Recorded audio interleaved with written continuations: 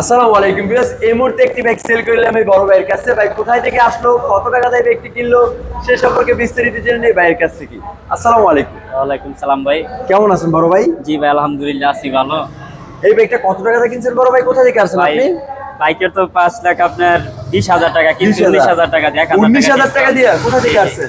আছি নারায়ণগঞ্জ বন্দর সাই মসজিদ থেকে। আচ্ছা, নারায়ণগঞ্জ বন্দর থেকে আসছেন। মসজিদ। এই বাইকটা 19,000 টাকা দিয়ে কিনছেন, এটা কি কাগজ এগুলো বাইকের? হয় বাইকের না, শোরুম পেপার আর কি। Showroom paper. এই বাইকটা সমস্ত গাড়িটাকে কিনে আগে চালিয়ে দেখছেন?